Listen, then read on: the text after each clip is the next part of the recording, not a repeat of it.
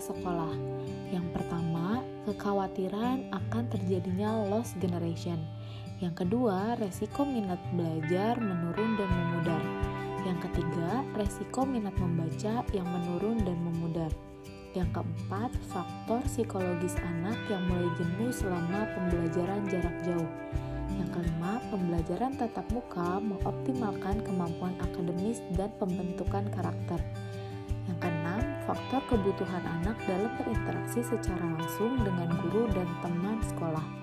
Pertimbangan penyelenggaraan pembelajaran tatap muka terbatas adalah keselamatan, kesehatan lahir dan batin siswa, guru, dan warga sekolah. Prinsip pelaksanaan pembelajaran tatap muka. Sekolah diizinkan oleh Pemda dan orang tua. Pembelajaran tatap muka sifatnya terbatas, tidak harus bersamaan atau serentak. Maksimal dilakukan 2 jam setiap pertemuannya dengan jumlah siswa maksimal 50%. Sekolah sudah mengisi daftar kesiapan dan memastikan protokol kesehatan yang ketat. Pembelajaran tatap muka diawali oleh masa orientasi dan adaptasi. Pembelajaran tatap muka dilakukan 2-3 kali pertemuan dalam 1 minggu. Untuk informasi dukungan dan kesiapan sekolah pelaksanaan pembelajaran tatap muka, orang tua dapat bertanya kepada perwakilan orang tua yang tergabung dalam Satuan Tugas Penanganan COVID-19 di sekolah atau guru. Mengapa harus ke sekolah? Menurut Agustinus Subardono, pakar kebijakan publik UGM, karena jika pembelajaran jarak jauh, anak hanya di depan monitor. Padahal orang kan makhluk sosial sehingga ada keinginan bertemu dengan teman.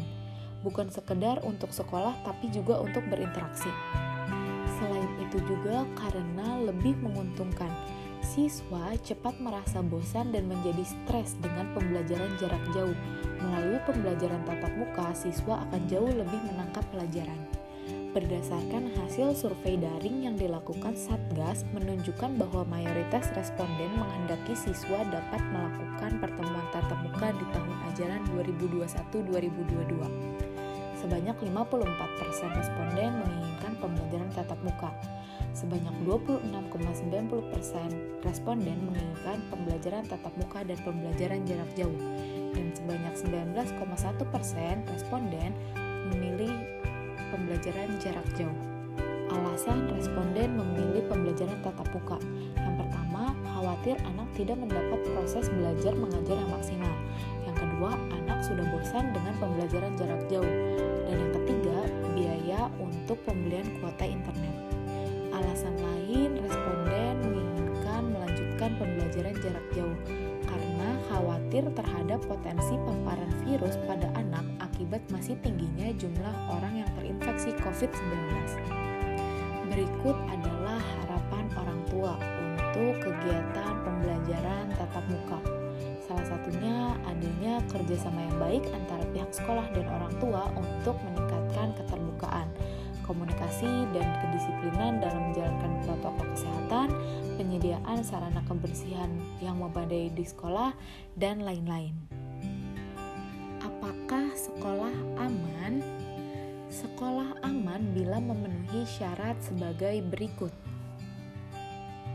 Siapa saja warga sekolah yang tidak diperbolehkan pembelajaran tatap muka, yaitu orang yang memiliki penyakit, penyerta yang sulit terkontrol, tidak dapat menerapkan protokol kesehatan selama perjalanan pergi dan pulang dari sekolah, memiliki gejala seperti COVID-19, memiliki riwayat perjalanan dari wilayah PPKM level 4, oranye, merah, dan belum menyelesaikan isolasi mandiri selama 14 hari, memiliki riwayat bersentuhan atau berdekatan dengan orang penderita COVID-19 dan belum menyelesaikan isolasi mandiri selama 14 hari.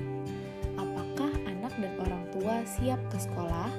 Untuk mengetahui kesiapan anak dan orang tua untuk melakukan pembelajaran tatap muka dapat dinilai melalui pertanyaan sebagai berikut. Bagaimana peran orang tua di sekolah? Yang pertama, pengawasan penerapan protokol kesehatan. Yang kedua, dukungan proses pembelajaran anak di sekolah. Yang ketiga, dukungan penyediaan sarana kesehatan, kebersihan, dan keamanan. Yang keempat, penghubung antara sekolah dan masyarakat. Bagaimana apabila orang tua belum siap pembelajaran tatap muka? Orang tua tetap dapat memilih pilihan untuk melaksanakan belajar dari rumah. Sampaikan kepada pihak sekolah, sekolah harus tetap siap melayani untuk pembelajaran tatap muka ataupun pembelajaran dari rumah.